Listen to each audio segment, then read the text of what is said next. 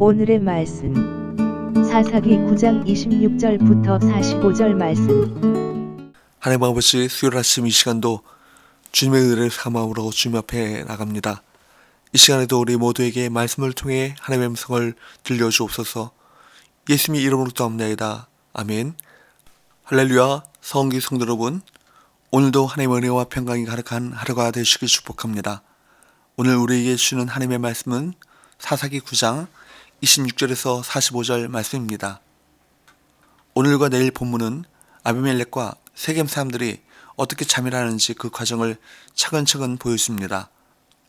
그런데 이러한 일은 인류 역사상 언제 어디에서나 일어났던 권력투쟁의 전형적인 모습입니다. 아비멜렉처럼 왕이나 왕권 경쟁자를 죽이고 왕이 되면 나도 저자를 죽이면 왕이 되겠구나 라는 생각을 하는 사람이 언제든지 나타나게 마련입니다. 전후 사정을 미뤄볼 때 아비멜렉이 1등 공신과 같은 세겜 사람들을 홀대한 것은 분명히 보입니다. 26절 27절 에베세 아들 가알이 그의 형제와 더불어 세겜에 이르니 세겜 사람들이 그를 신뢰하니라. 그들이 밭에 가서 포도를 거두어다가 밟아짜서 연회를 베풀고 그들이 신당에 들어가서 먹고 마시며 아비멜렉을 저주하니, 에베세 아들 가알은 이런 세겜 사람들의 심리를 잘 파고들어 그들의 신임을 얻고는 그들의 신당에서 먹고 마시며 자신의 지지 세력을 규합했습니다. 사실 아비멜렉은 여룹바알 곧 기드온의 아들들을 다 죽이고 왕이 되었으므로 여룹바알의 통치권을 부인한 자였습니다. 하지만 정작 그 자신도 여룹바알의 아들입니다.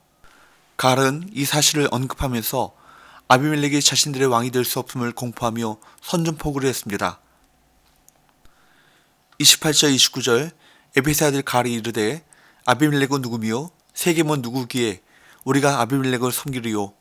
그가 여룹바알의 아들이 아니냐? 그의 신복은 수불이 아니냐? 차라리 세겜의 아버지 하몰의 후손을 섬길 것이라. 우리가 어찌 아비멜렉을 섬기리요? 이 백성이 내 소하에 있었다라면 내가 아비멜렉을 제거하였으리라 하고 아비멜렉에게 이르되 내 군대를 진군해서 나오라 하니라. 가알은 자신을 세겜의 아버지 하몰의 후손이라고 소개합니다. 하몰은 세겜을 창건한 가나안 원주민입니다. 가알은 세겜 사람들에게 아비멜렉을 배반하고 세겜의 순수 혈통인 자신을 따르라고 선동합니다. 아비멜렉이 세겜 사람들을 선동했던 방식 그대로입니다.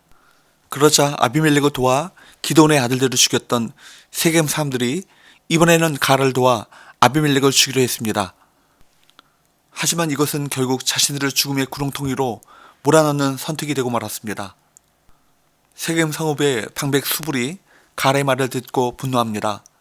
그래서 30절에 보면 수불은 아비멜렉에게 사자들을 은밀히 보내 이런 세겜의 상황을 전달합니다.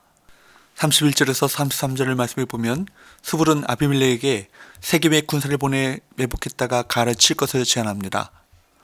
35절에서 37절을 보면 수불은 아비멜렉이 세겜의 코앞에서 공격할 때까지 가알이 깨닫지 못하도록 하는 역할까지 했습니다. 그리고 38절을 보면 결정적 순간에 가알이 아비멜렉과 전쟁을 피할 수 없게 몰아갔습니다. 가알은 갑자기 기습을 당해 제대로 대응조차 못하고 쫓겨날 수밖에 없었습니다. 악인들의 세상에서는 배신과 속임수가 너무나 빈번하게 일어납니다. 하나님 앞에서 진실하지 않은 사람에게 참된 신뢰를 기대할 수 없습니다.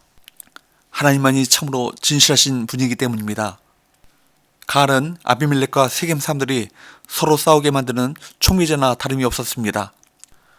하나님께서는 기드온을 통해 미디안 사람이 서로 칼로 치게 만드셨듯이 가알이라는 악인을 사용하셔서 아비멜렉과 세겜 사람들이 서로 치게 만드신 것입니다.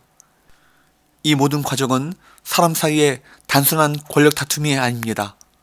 악인들을 향한 죄악을 잊지 않으시는 하나님의 공의로운 심판인 것입니다.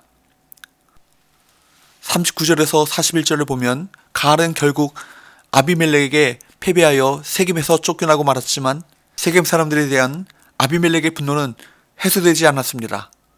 그래서 42절에서 45절 말씀을 보십시오. 이튿날 백성이 밭으로 나오매 사람들이 그것을 아비멜렉에게 알리니라.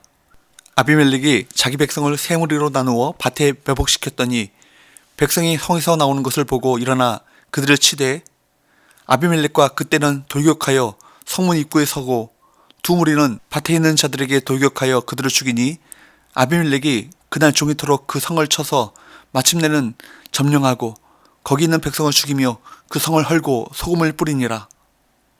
결국 그는 세겜 사람들을 죽이고 그 성을 완전히 파괴해버리고 소금을 뿌립니다. 소금을 뿌리는 행위는 그 성읍이 다시는 일어나지 못할 것임을 선언하는 의식일 수도 있고 그 성읍에 돌이킬 수 없는 저주를 내리는 의식일 수도 있습니다.